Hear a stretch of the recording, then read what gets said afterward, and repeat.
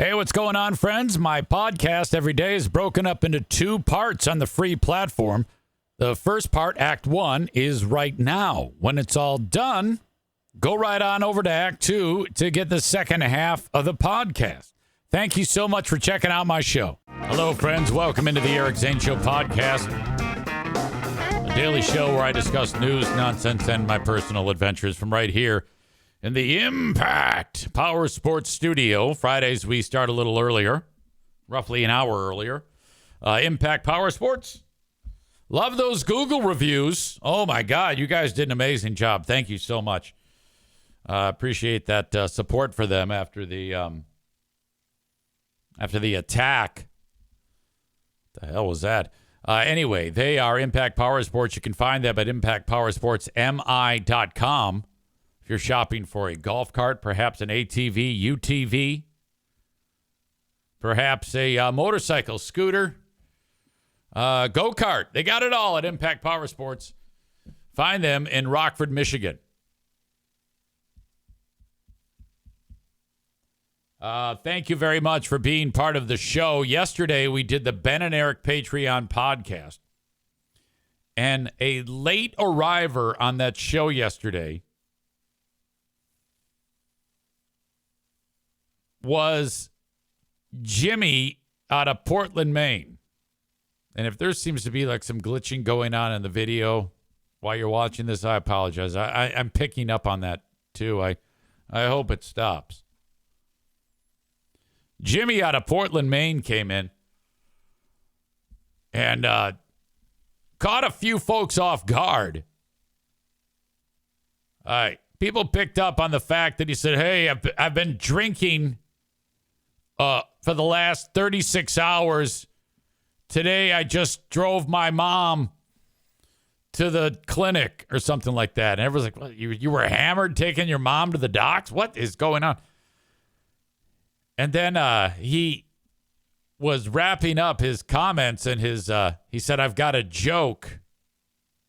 And he unveiled the joke with the idea that Ben Glaze would then give Ben Glaze a joke, or Ben could finish the concept for him. It was hard to follow. It was nutty. In fact, if he's watching me describe it right now, he might be like, I did that? I think he might have been intensely buzzed. He didn't really sound that different, but I don't think I've heard so much stammering and hemming and hawing about anything ever. It was quite a hemming and hawing type of moment. Chris in Buffalo says hammered. Nick checks in out of Houston, Texas, and says, excellent programming as always last night, EZ. Thank you for all you do. Oh, come on now. That's very flattering and embarrassing. It's really not that big of a deal. I love the fact that the community on Patreon, which is growing, we had a pretty well-attended Zoom yesterday for that show, that the personnel, the usual suspects, are developing their own character traits just by their presence. It's really a lot of fun. If you have not yet been part of a Ben and Eric Patreon podcast live Zoom, dare I say you're missing out.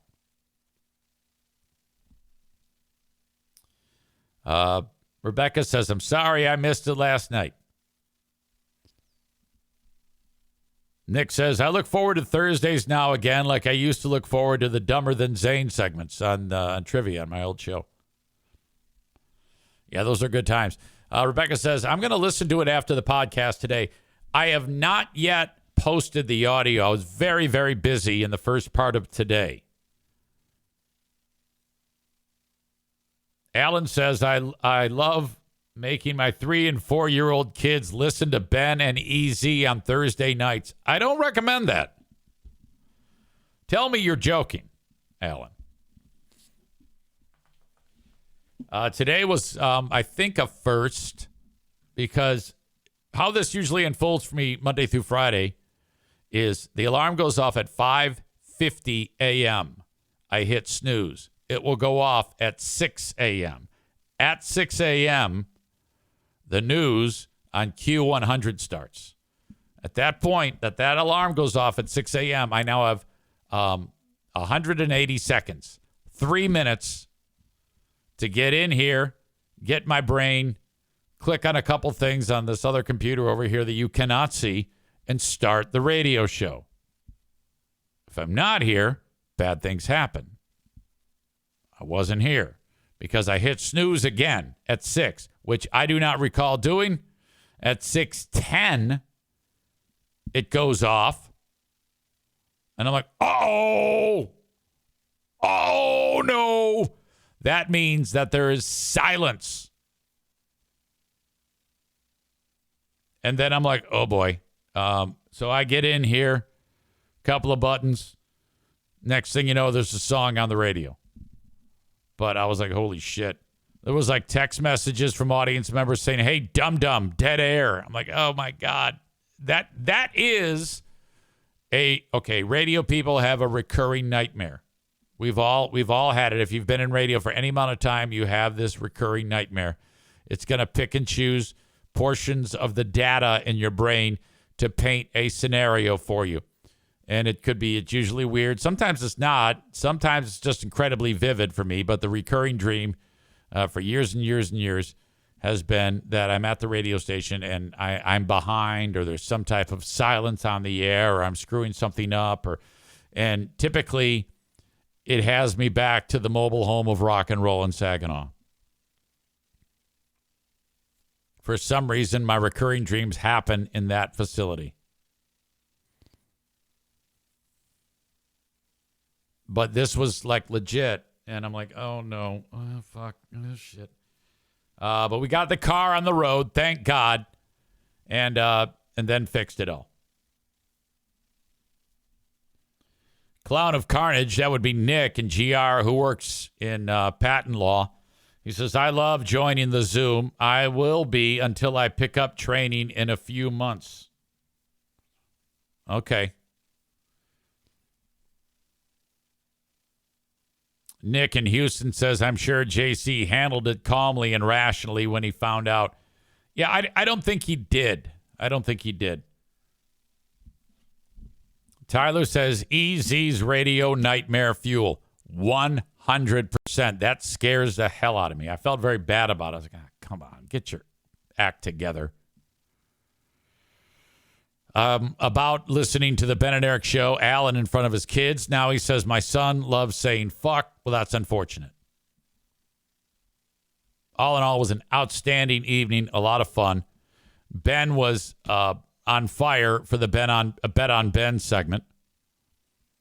And, of course, the hour and a half before that, we featured Who Are These Free Beers, which featured some outstanding clips. Probably, in my opinion, the highlight, though, was the clip that Alan sent along.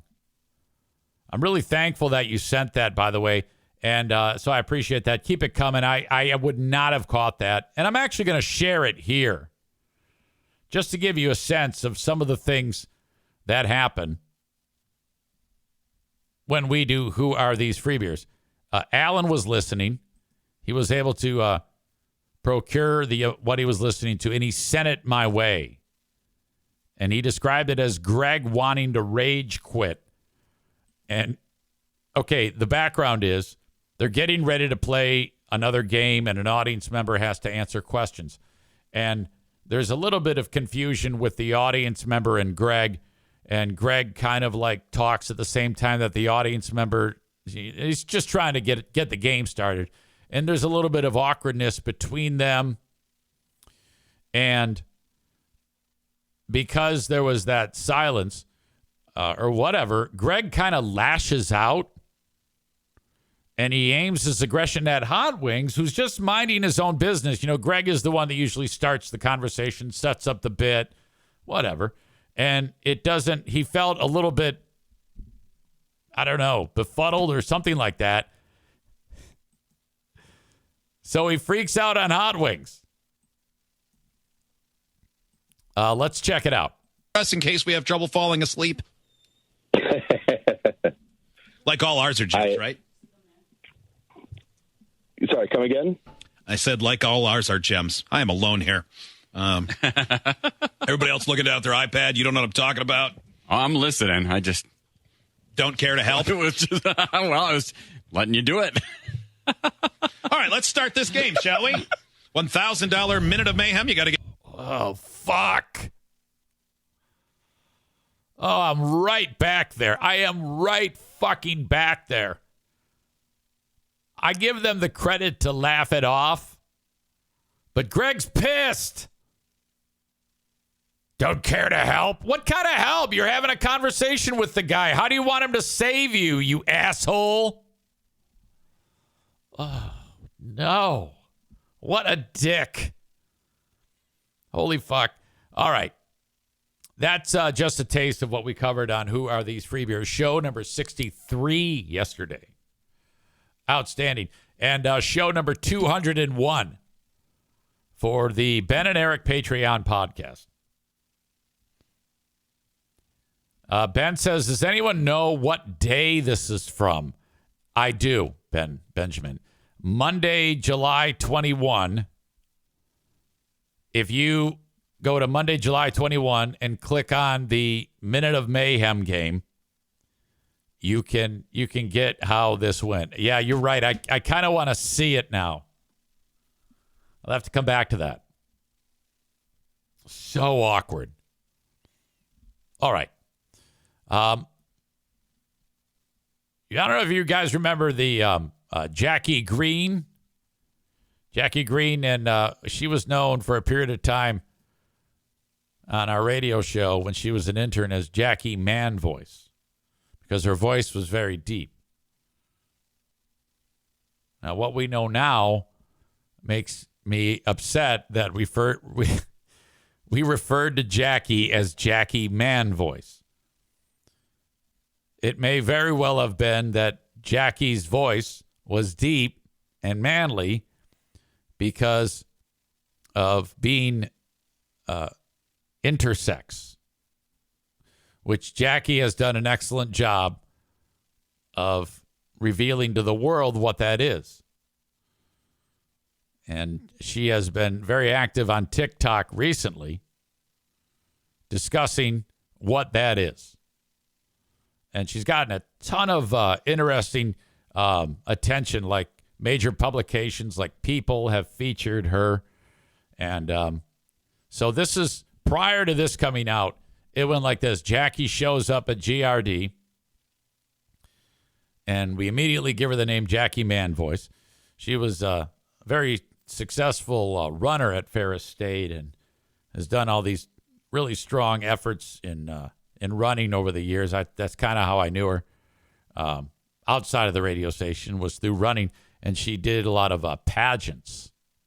And then she revealed that she's intersex. And so at the time, what I knew about that was that it's just basically what I remember.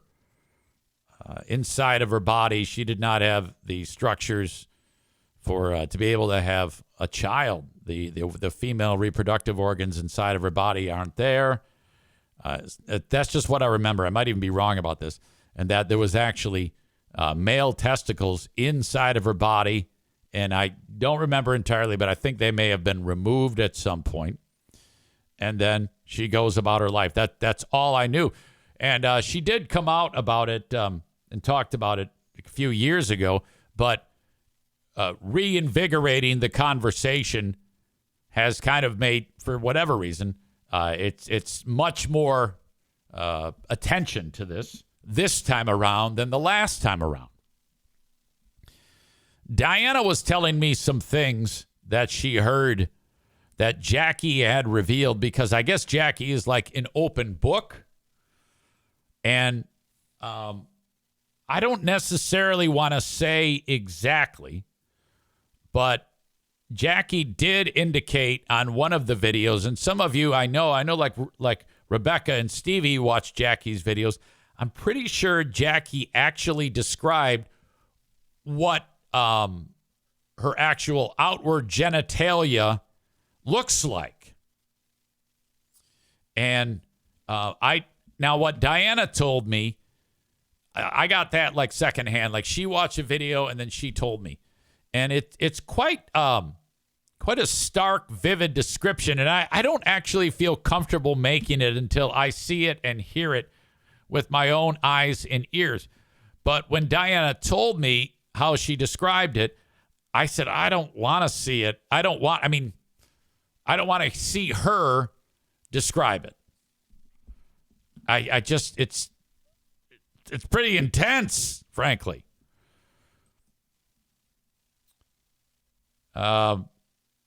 Rebecca says her body does not process testosterone, nor does she have testes to produce the testosterone. Ben says she has a new revealing podcast. I suggest everyone give it a listen. Rebecca says she does seem like a really cool soul. I really like the energy she gives off. You sound like Freebeer there. Rich, this sounds like an uninformed comment. She was successful as a runner competing against women because she had the testosterone of a man. Well, I don't know. Maybe you weren't here, but I did indicate that when she was very young, she had the testosterone-producing testicles removed. So I think that you might be misinformed, and so there's that. Tyler says Easy only cares what her tootsies look like. My God, I love feet. You're right. Rich says, yeah, I missed that part. I'm going to get in because now, what do you call it? Channel 13 in Grand Rapids is doing this, so that's cool. So Ben's checked out that podcast. I guess I'm going to check it out, you know? I am interested. And I like Jackie. Taking a look at intersex. What is that? It's an overarching term for more than 40 confirmed diagnoses, which a person is born with a reproductive or sexual anatomy that doesn't fit the typical definition of male or female. Now, because the term is so broad, it's tough to find a statistic that covers how common this is in the world. But what we do know is it's roughly 1 in every 2,000 births, but that can range from subtle to more noticeable differences. Sometimes it's not even realized until later in life. In this two-part story, I sat down with a familiar face and voice in West Michigan, radio and television host Jackie Blankenship, or Jackie Green, as she's known on air. Or man voice. She's opening up about her discovery of her own intersex condition and why it's important for her to share her story now. The human body can do so many amazing things. The voiceover is low. Sorry. Running and training and realizing all the things I can do really has helped me over the years. But it was that exact human body It just makes me different. that kept a secret for Jackie Blankenship in her younger years. Yeah. You may know Jackie Hey, it's Jackie Green with Classic Rock 97 LAV.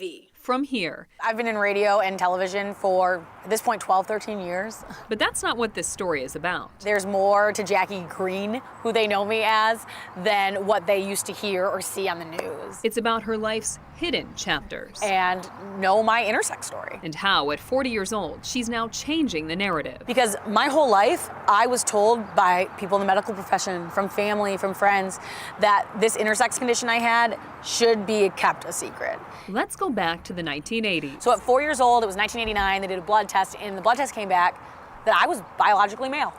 Basically, I have XY chromosomes, which you typically see in males, but I developed externally female because my body can't respond to testosterone, which was quite a shock, especially in the 80s, being that I looked like a little girl. I was a little girl, but I had a Y chromosome.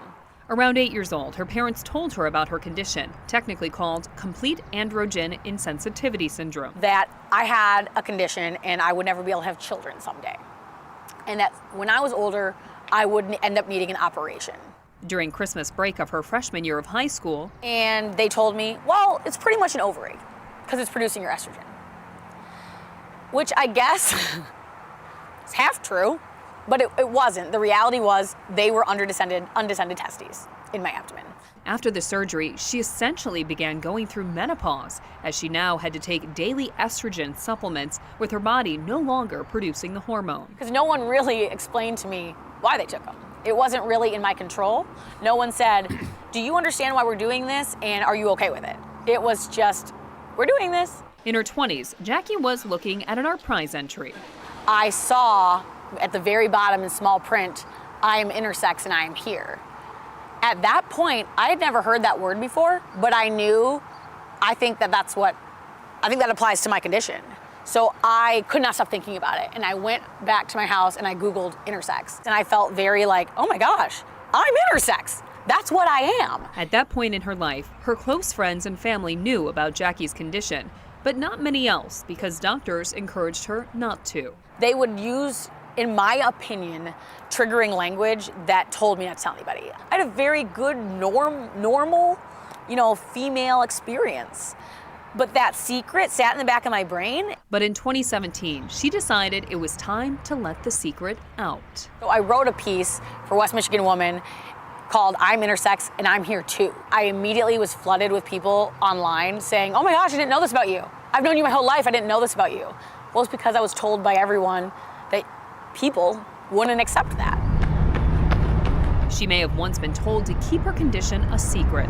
But that's not Jackie's story anymore. My body proving me wrong has been the best part of my experience with being intersex, is understanding that I can do more than I've been told I can do, and I can do more than even I think I can.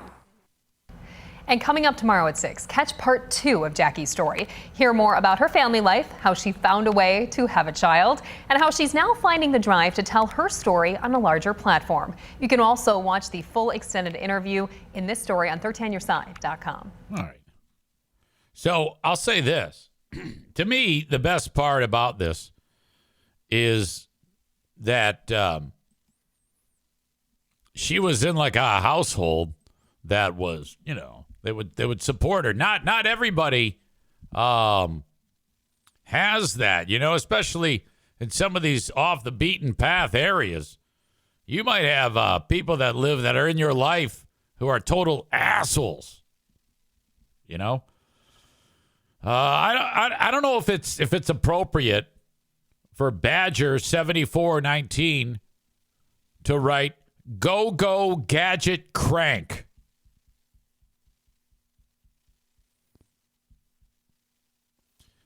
Badger also says we need pictures.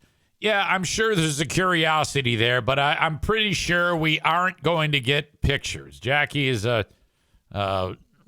very respectable human being. Amanda says call her. No, I don't know what's going on. I reached out to her a couple of times in recent memory, and I got nothing. So I don't know. I'll just take that hint. Maybe that means she doesn't want to talk to me.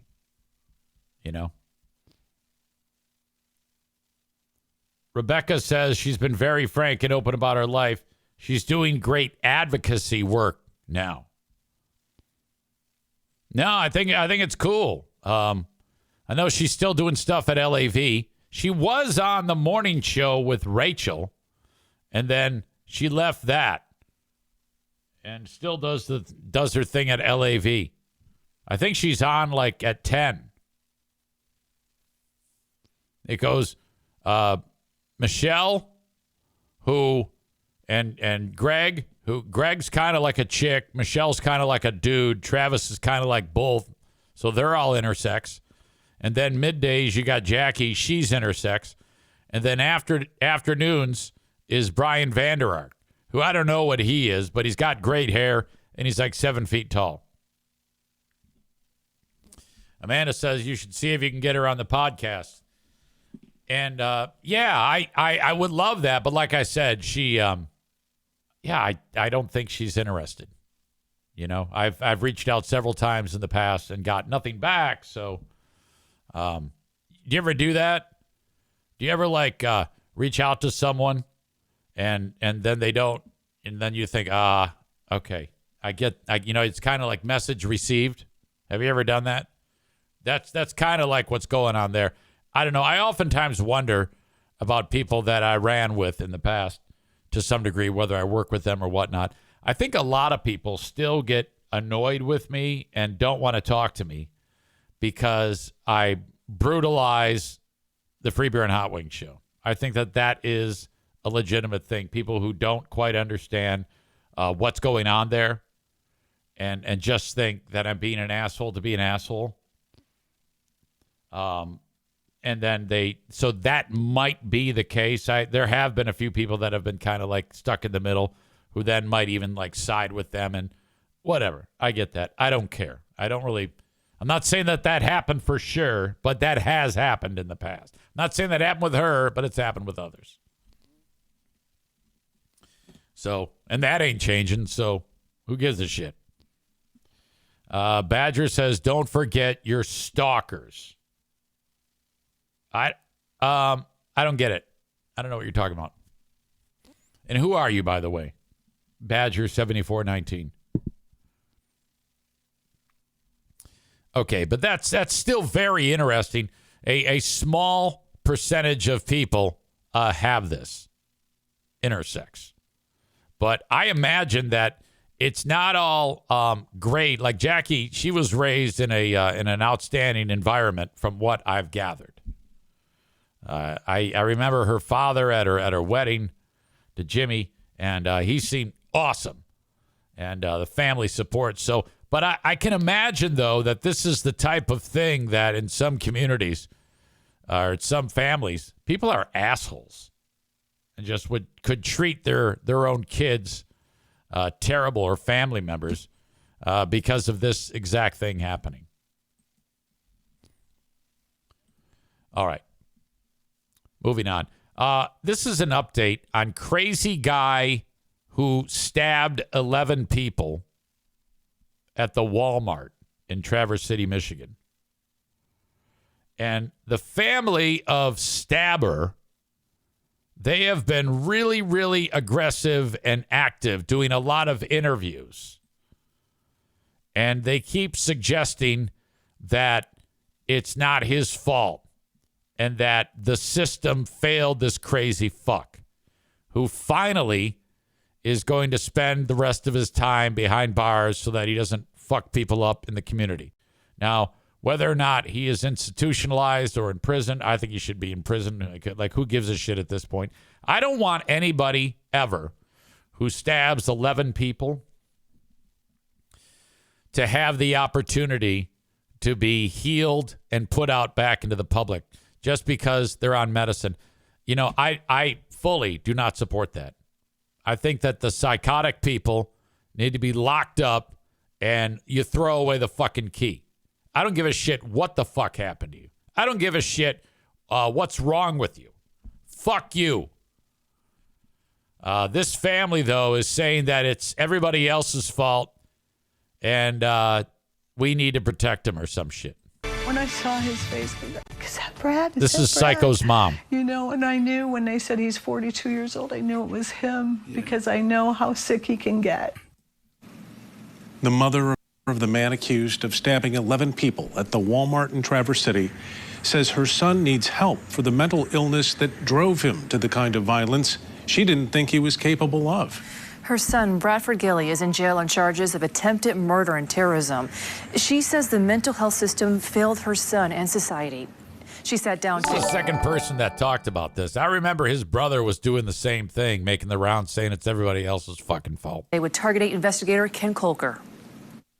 Beverly Gilly says she barely recognized the man she saw on the TV news the day after the stabbings. Her 42-year-old son accused... Why? Why did you barely recognize him? It's because maybe you haven't seen him in forever? ...of the rampage that sent 11 people to the hospital. That's when it was a birthday. We went to La Senorita in Petoskey and took her son Brad's childhood photo was the screensaver on her cell phone.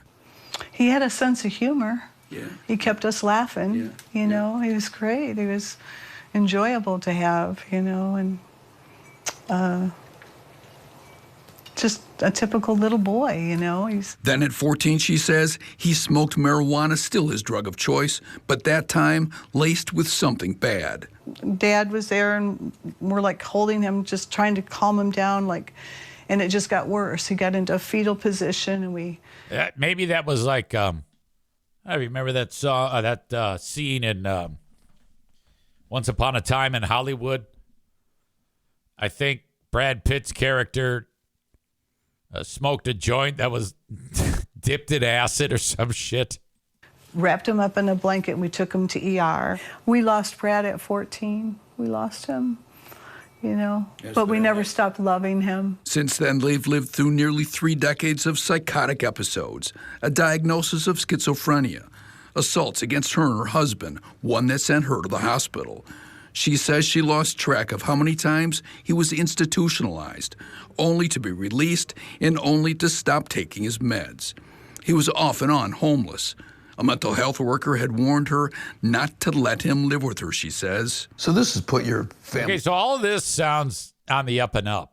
At this point, they're advising mom, don't let dude live with you. He's going to hurt you. She lets him live with him. He hurts her. He's been in and out of institutions. I mean, they can only do so much.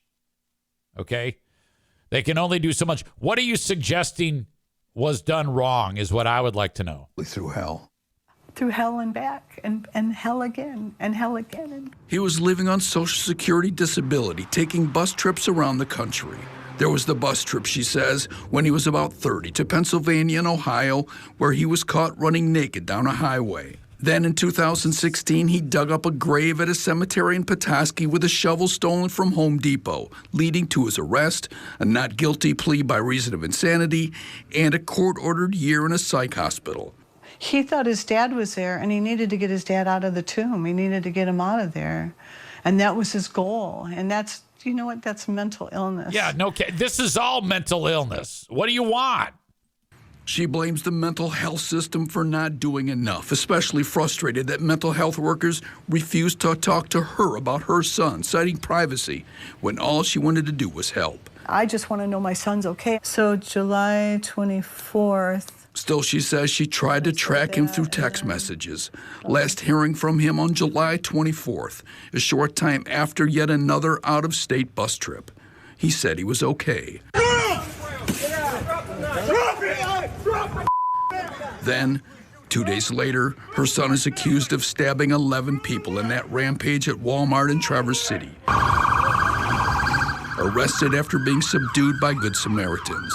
She learned about it while watching the news the next morning, recognizing his face on TV. I'm mom to my child. And to see him do that is just able... I didn't even, when I saw his face, I was like, is that Brad? Is that Brad? And I knew when they said he's 42 years old, I knew it was him because I know how sick he can get. She says she feels awful for the victims. It's not Brad. He's ill. He's ill. I don't get what she's hoping can happen. I mean, what do you want? She also had a message for the man who held her son at gunpoint until police arrived. I want to thank him for not killing my son. I want to yell at him for not killing your son. Thank him for not doing that.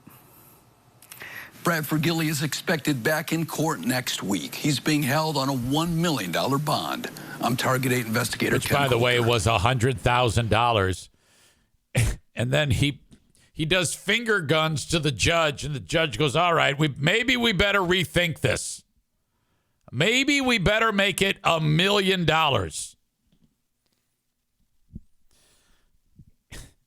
Chris says he even stole the shovel. Thank you, Nick, for signing up for another month on, I should say, being subscribed through Prime. You've been doing that now for 37 months. Thank you. Nick adds, send him to Meathead Island. Our very own Nick the electrician with some news. I guess he's back on the market, which I did not see that coming. Now, Nick is known for, he's very sexually charged. And so he is, he's right back into the dating scene. And Nick, the electrician, has a date this weekend with a respectable young lady. I think this is going to be different, though, than with the last time he was on the market when on one of like the hookup apps, you just like press a button and then, the other person agrees to visit you. Some snow cow came flying in from the Upper Peninsula, drove across the Mackinac Bridge all the way down here to get boned by Nick. When I saw Nick during our Newport menthol training sessions, he said it was like wrestling a bear.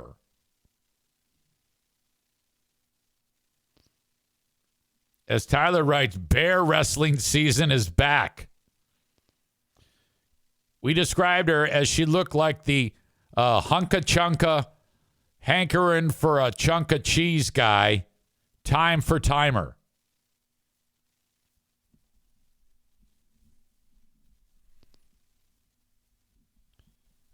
Nick in Grand Rapids says, make sure you keep saying Nick the electrician so my wife doesn't mistake what you're saying. Yes, Nick, the patent worker. What do I call you again? A patent investigator? A patent approver? Something patent is not affiliated with Nick the electrician, who will be bear wrestling some woman this next weekend.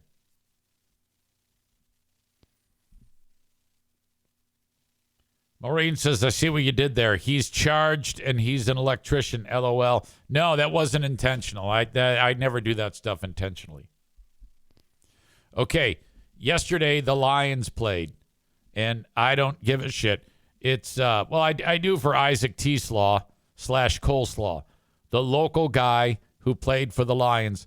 He did pretty well. I think he caught 3 or 4 balls, and, he's trying to make the team. But this is what's called the Hall of Fame game. It's hard to believe a professional football game takes place in July, but it did last night in Canton, Ohio. And then this weekend, all the guys who are getting inducted into the Hall of Fame, they get inducted and put on the gold jacket and red jacket, gold jacket. Who gives a shit? And that's that. And then we're off and running. Now we have after that 3 more weeks of exhibition football, which nobody really cares about.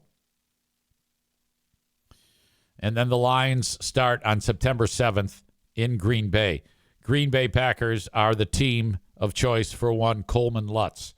That is the one bad thing about Coleman. Murder Lover Linda says, hunka cheese guy description will always make me laugh. Time for timer.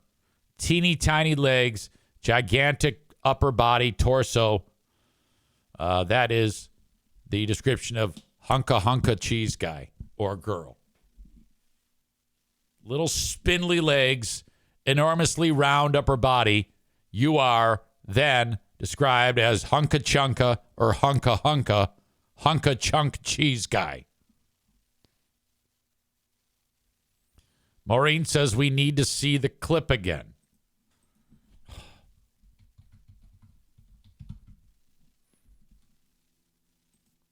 Hang on. The last time Nick was on the prowl, he says, by the way, I need sturdy legs on my women.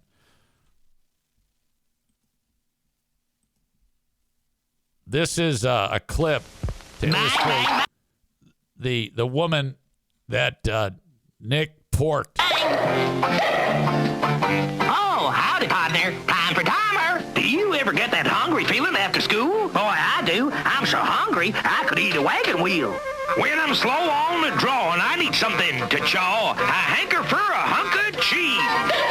When my 10-gallon hat's a feeling 5 gallons flat, I got something planned, which is little cheese sandwiches. Come on. Here's a great little snack to tide you over till dinner. If you want something delicious and nutritious, cheese is a super snack. Look, a wagon wheel.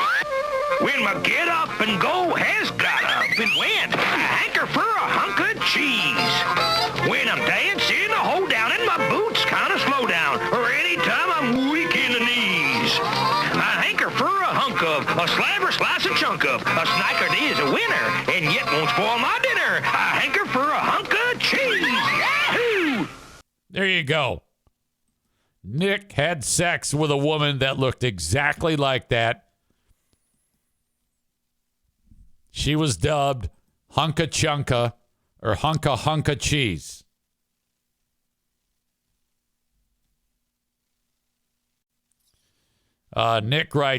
Nick the electrician writes, Hunka Chunka and Youper Bear are two different people. No porking on Chunka Chunka. It all just flows together. Just go with it. David says, shit, I haven't seen that in forever.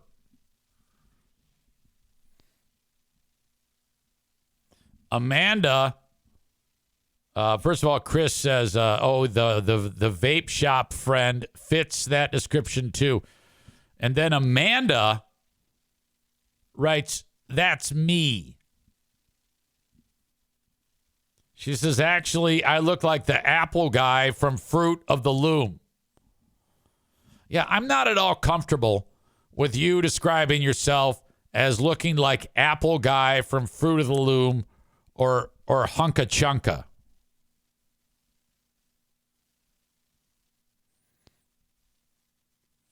My apologies for folks who are saying that the Twitch stream has been a little wonky today. It doesn't really look that bad on my end, so I apologize for that. I'm even getting complaints about no audio or video.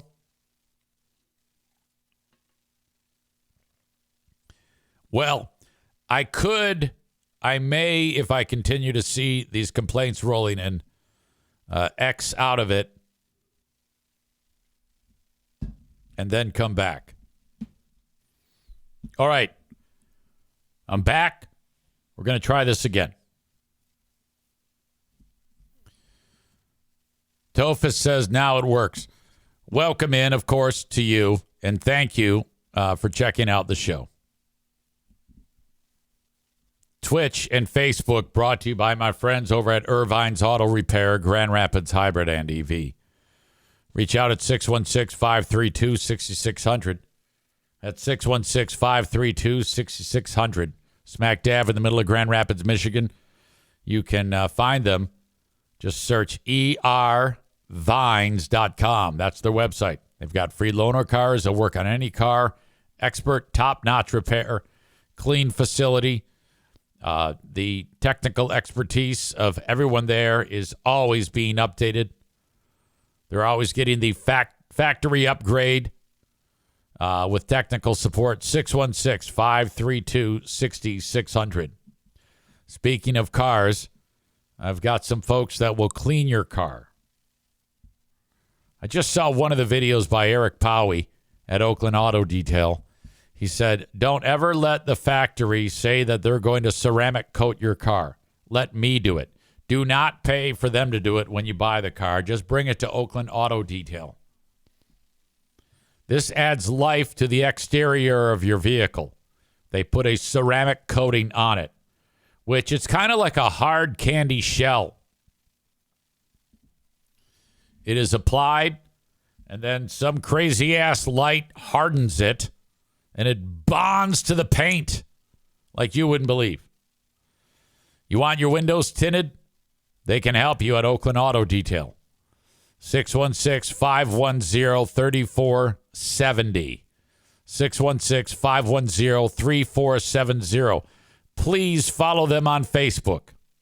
If you follow them on Facebook, that helps me. So go to Oakland Auto Detail or just click the link in the show notes and just give them a follow. Eric's videos that he makes for every single car that comes into his shop They're excellent. They move fast. They're edited very well. Gives you a great idea of the if you're in the mode of watching before and after videos, like restoration videos, these make for great material. I love before and after videos. They're very, as everybody says, satisfying to see something that looks like a huge pile of shit and come back to life. That's what they do at Oakland Auto Detail. 616-510-3470. The realtor of choice on the Eric Zane Show podcast is Adam Kasari. You can reach out to Adam at 616-914-4061. If you're thinking about selling your home or you would like to buy a home, you need a qualified realtor. That's Adam. 616-914-4061. All right.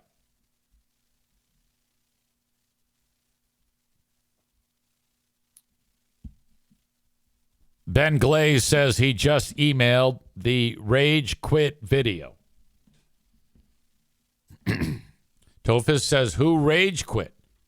Well, that is in reference to the video or the audio that I played for you earlier of Greg getting pissed off at Hot Wings.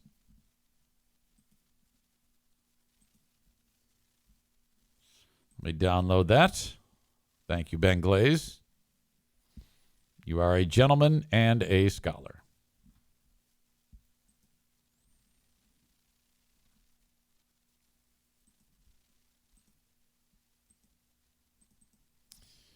Okay. I think I can access this. I might not be able to access this right now. Maybe I can. If I cannot, no big deal. Nevertheless, thank you, Ben. I appreciate that. I have fantasy football beginning, ladies and gentlemen. And this is, oh my God, this is like my favorite thing. We have a neighborhood group that does fantasy football. And year one, I was the runner-up, and I had the most points. So I won $100 for being the runner-up. No. I forget the amount, but I ran away with a good pile of cash because I had the most points and I was the runner-up. I earned the most money. Last year, we did it again.